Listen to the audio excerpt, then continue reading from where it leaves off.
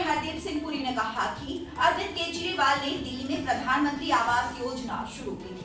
प्रधानमंत्री मोदी ने लगभग 3200 आवास कालका जे और 1900 जेलर वाले बाग इलाके में दिए हैं।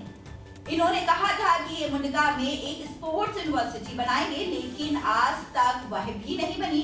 वहीं आपने दावा किया था कि ये 500 नए स्कूल बनवाएंगे, लेकिन 500 छोड़िए, वे 5 स्कूलों की जमीन ही बता दें कि वहां कहां खरीदी है।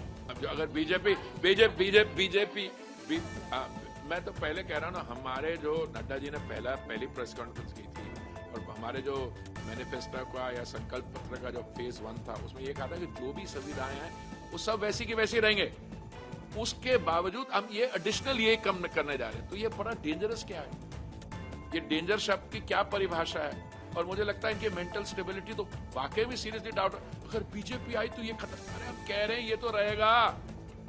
प्रधानमंत्री आवास योजना आपने नहीं शुरू की। हम तो झुग्गी झोंपड़ी में जो रहते हैं क्लस्टर्स में, उनको आवास बना के देंगे। माननीय प्रधानमंत्री जी ने 3200 तो कालका जी में दिए हैं, अभी 1900 करीब जेलर वाला बाग में दिए हैं। अगर आपका सहयोग रहा तो और जल्दी होगा।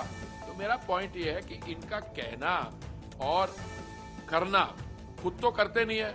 मैं एक स्पोर्ट्स यूनिवर्सिटी बनाऊंगा मुंडका में, पता नहीं 2015 में कहा था, कब कहा था, आज तक वो बनी नहीं और लगता बनेगी भी नहीं। तो आने वाले समय में मैं समझता हूं कि केजरीवाल जी को और प्रेशर होगा। आप देखो, इन्होंने दावा किया था कि हम 500 नए स्कूल बनाएंगे, तो मैं आज उनको ओपनली आपके माध्यम से ये कहना चाहता हूँ, अगर 500 के छोड़िए 5 की जमीन बता दो कहाँ लिया आपने। मैं तो बता रहा हूँ, ये हमने कैबिनेट में अप्रूव किया, अभी दिसंबर में हम करने जा रहे हैं। हमको हमें क्यों करना पड़ रहा है? क्योंकि आप जो राजस्व यूटी की सरकार आप नहीं कर रहे हैं। तो ना जो आप क्लेम करते हो उसको करके दिखाते हो, जो केंद्रीय सरकार करना चाहती है उसमें आप रुकावट डालते हो। हमने तो दबा के मेट्रो सिस्टम इंक्रीज किया, 50-50 है। आपने उसमें भी अपना शेयर देने में आपने खूब रुकावट ला ली।